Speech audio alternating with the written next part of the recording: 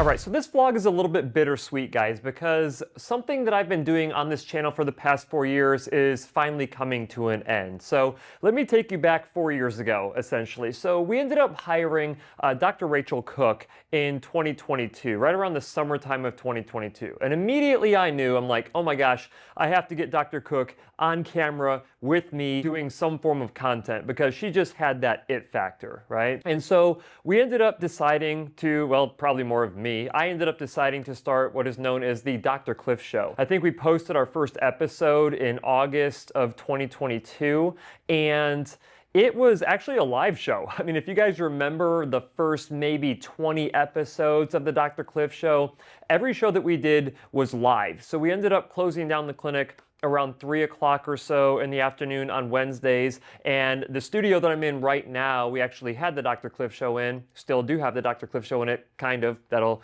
come up here again in a second. But it's like 5 minutes, no, it's like 2 minutes away from the clinic. So we would drive over here around 3 o'clock, get everything set up, and then we'd go live at around 4 o'clock Arizona time, and we'd run the show for about an hour.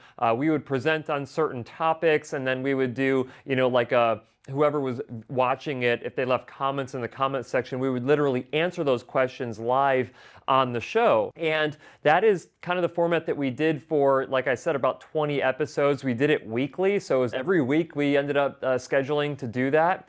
And it was really just a logistical challenge. And most of it was from the live recording aspect of it. We had actually hired an outside company to come in and do all of the videography and the actually production of it. And all we had to do was come in, sit down, hook up our earpieces, you know, and go over the schedule of what the show is going to be about, and then we'd go live. And honestly, I had a lot of fun. That is probably some of the most fun content that I've ever done. It's always fun to kind of like go back and forth with somebody else talking about a topic that I'm really passionate about, which is hearing care and audiology and all that stuff. Over the course of time, though, we decided, you know, after that 20 episodes, I guess, to get rid of the production crew. It was really expensive. I didn't like the idea that I had to have sponsors to just support the ongoing costs of having those episodes. And we ended up just kind of self-producing at that point. And we ended up, you know, keeping kind of like the desktop table, but we would have certain topics that we would talk about. And ultimately, it was just kind of, it felt kind of rigid. It just didn't have like that live flair that you know, we kind of enjoyed on doing the show. Now, to be honest, not a whole lot of people watched the show. It did not gain a whole lot of traction in those earlier days, and quite honestly, it hasn't gotten a whole lot of traction over the past 4 years. Now, we haven't been consistent with it the entire time. I would say that we are on average doing about 1 to 2 episodes a month. That is not that much content, but it's longer form content, and some people like the longer form content. We were able to take and cut down some of that content into shorter clips to put out on, you know, TikTok and Facebook and YouTube and all of that. But even with that, it just didn't kind of gain the traction. We did invite outside guests, so you may have seen me interview different audiologists on the show, or different, you know, CEOs for different companies in the hearing care space on the show. That was really kind of fun. Ultimately, we kind of like pivoted it to be more like of a casual, just kind of like bantering back and forth. We had a very rough outline of what every show was going to be about, but we didn't have anything scripted whatsoever. We didn't even have a very strict, you know, order of what we were going to be talking about. And so, you know, ultimately it was a lot easier to run the show that way. But still, like, after the course of 4 years had gone by and Dr. Cook ended up leaving the clinic, you know, she's actually in California now. We had Dr. Kelsey Beck step in. She was actually a student when we first started the show, but then, you know, she's developed into an excellent audiologist, and then she's been on the show with me. You guys have seen Dr. Jena Wingett on the show as well, who just graduated here recently, and she's been on several episodes already at this point. But, you know, as the more I thought about things, I was like, you know what? Of all the content that I make on the Dr. Cliff channel, the Dr. Cliff show is probably the least viewed out of everything. Okay, and I think it's, you know, for a couple of reasons. I think that people don't really want to see us just kind of like chatting back and forth about audiology related topics that we're interested in, but are not necessarily pertinent to everybody or pertinent to an individual's interest in what they have for themselves. They, you know, I think that there's probably more entertaining things out there than just sitting there for 45 minutes to an hour listening to audiologists kind of chat about hearing aids and tinnitus care and all that stuff, and best practices, of course. So I made the tough decision here after we just recorded our last episode this past week that I'm not moving forward any further with the Dr. Cliff Show. We're basically shutting it down. And it's unfortunate because honestly, of all the content, like I said, it's some of the more fun content that I get to create because most of the stuff I'm doing is by myself. And I really like to have interaction with other human beings, but not if it's not interesting to people, right? Because let's face it, with all of the content that's out there right now on YouTube and Facebook and Instagram and TikTok and all that, I'm essentially competing for attention. And if people are not interested in the things that I'm talking about, then why the heck am I doing it anyway? So what's really cool about this is that I'm not just shutting that down and doing nothing with that spare time that I would have. And I know that there's those of you out there who are like, Cliff, how the heck do you have any spare time anyway? And like, well, that would open up a little bit of time for me to try something new.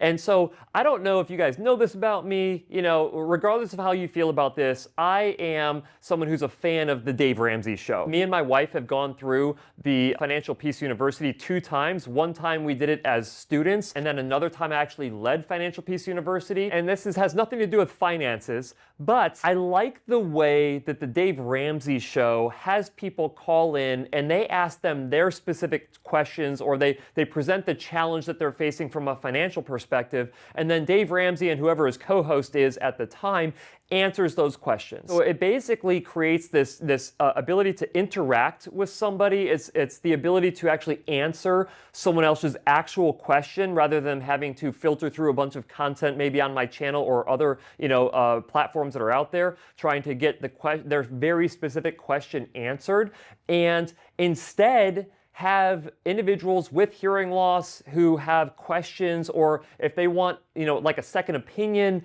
on their hearing treatment, they can actually go to my website, askdrcliff.com, and they can submit a question there. And then ultimately, I will go through those questions, and any significant questions that I feel like need a little bit more context and explanation in order to provide a really good answer, I would essentially invite them onto the Ask Dr. Cliff segment, where we would have essentially 15-minute blocks where you can ask me whatever questions that you have, and I will answer those questions to the best of my ability. I think that has a way to bring more value to you guys if you have questions that you have been unsuccessful in getting answered from other hearing care professionals or from other outlets online that you're trying to search for answers on. And I also think that it's going to kind of scratch that itch that I have to have human-to-human interaction. Essentially, what I've been doing today, and why I'm wearing a backwards hat and a hoodie here, which I guess the hoodie's not too out of character for me, but nevertheless,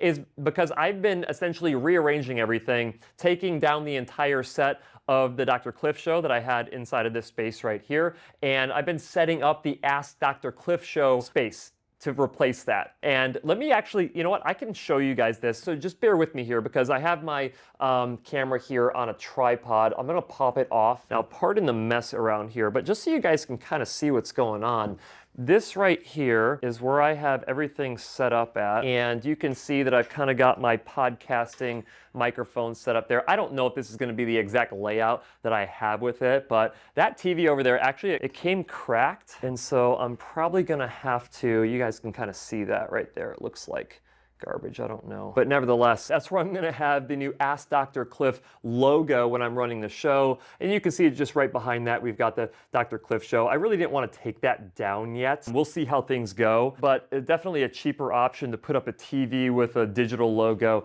than it is to have them remove that sign and put up another one that costs a couple $1,000. But you guys can kind of see my space back there, a little bit behind the scenes for you guys today, but this is essentially where I'd be sitting. Over there on the monitor, I would have whoever I'm on the Zoom call with, and then I'd be essentially recording that. I don't know if I'm gonna put faces when I'm recording these sessions of the person who's kind of quote unquote calling in, but I do think that would be essentially a possibility if they're willing to be on camera. So that's really the idea. Now, if you guys have questions for me, I know that you guys leave comments in the comment section. It's really hard for me to get to all of those, but if you want to go to askdrcliff.com, I'll put a link down in the description of this vlog. If you have, a challenge with your hearing and you feel like you're just not able to find answers or something like that, go ahead and go to the website and submit your question. Try to give me as much context as possible. I don't believe that I'll be reviewing those. I'm probably going to have Ashley review those, and whichever one she's like, oh my gosh,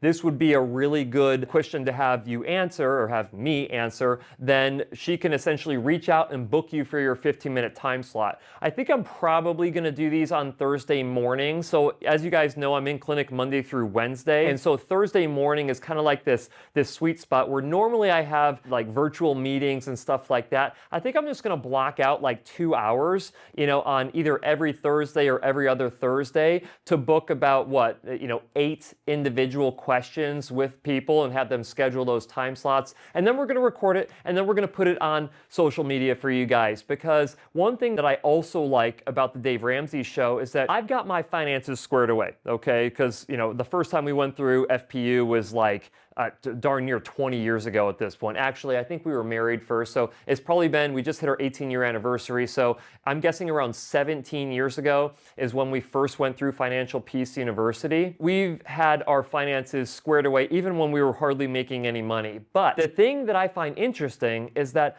I keep going back and watching the Ramsey Show segments on YouTube. Like, I've got my finances figured out, but for some reason I find it interesting when somebody else has a challenge when it comes to their finances, to hear what Dave Ramsey and whoever his co-host is, what they would say to solve that challenge. It's just, I find it entertaining at this point. And yes, I feel like I still learn things along the way, but I feel like that's something that we could turn the Ask Dr. Cliff segment into, is this thing to where even if you've got your hearing care figured out, you might be interested to know what other people are having challenges with, and some of those challenges might be challenges that you're having that you're not even aware of. So I think that is the next iteration of my YouTube channel here, is to have much more interaction with you guys through the Ask Dr. Cliff segment. So again, if you want to ask me a question, don't put it in the comment section here. If you have questions about the show, you can put them in the comment section. But if you have an actual audiologic related question for me,